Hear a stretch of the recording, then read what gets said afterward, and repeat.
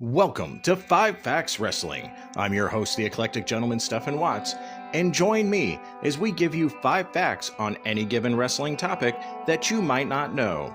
But before we get started, don't forget to like, share, and subscribe. And now, let's get our wrestling nerd on.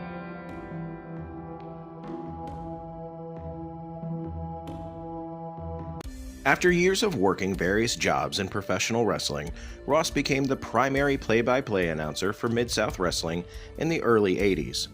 He went on to do commentary for the National Wrestling Alliance, World Championship Wrestling, before jumping to the WWF, making his first appearance for the promotion at WrestleMania 9 in 1993. During his tenure with the WWF/WWE, Ross was widely regarded as the voice of the company, particularly during the Attitude Era of the late 90s and early 2000s. He was also the lead English language announcer for New Japan Pro Wrestling on AXS TV from 2015 to 2018, and has occasionally done play-by-play for boxing and mixed martial arts. He has been inducted into the WWE, NWA, and Wrestling Observer Newsletters Hall of Fames, and has been honored by the George Targos Luthez Professional Wrestling Hall of Fame twice. But of course, these are all facts that we know about Jim Ross. What are 5 facts that we might not know about the voice of a wrestling generation? Let's find out. Number 5. Restaurant. Fans of WWE know all about JR's barbecue sauce. Of course, what they know is that JR sells barbecue sauce online and has been very successful at it. However, that was not the extent of his business. For many years in Norman, Oklahoma, JR's Family Barbecue sat off I-35 and Main Street, visible to anyone passing by Ross's hometown. The restaurant included many pieces of wrestling memorabilia, posters, and more, and featured some of the best barbecue in Oklahoma, but unfortunately shut down in 2010. Number 4. Native American heritage? His family came to Oklahoma on the Trail of Tears, and he still owns his great-great-grandfather's original land allotment from the Bureau of Indian Affairs. Number 3. The voice of the UFC? It is no secret that Ross has been a fan of mixed martial arts for many years. Ross could have been more than just a fan had certain events occurred differently in the fall of 1994.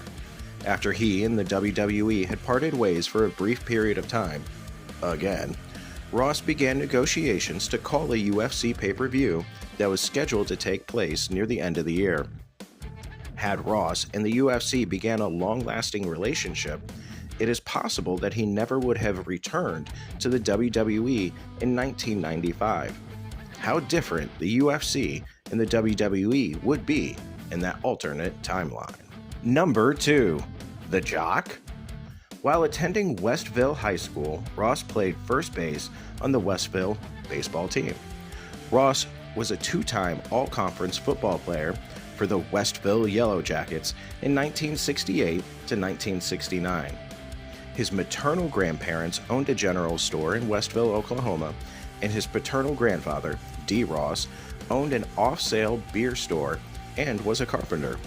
Ross, also president of the student body, a 4-year letterman in basketball, and state vice president of the Future Farmers of America.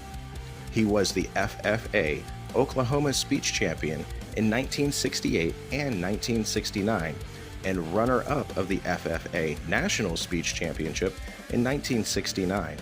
He was awarded the FFA State Degree in 1970, the organization's second highest award.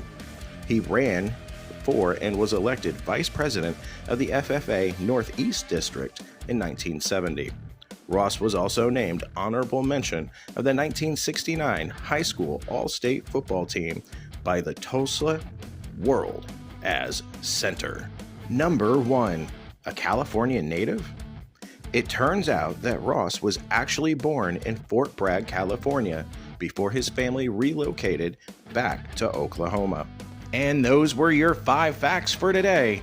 We will see you tomorrow. Don't forget to like, share, and subscribe.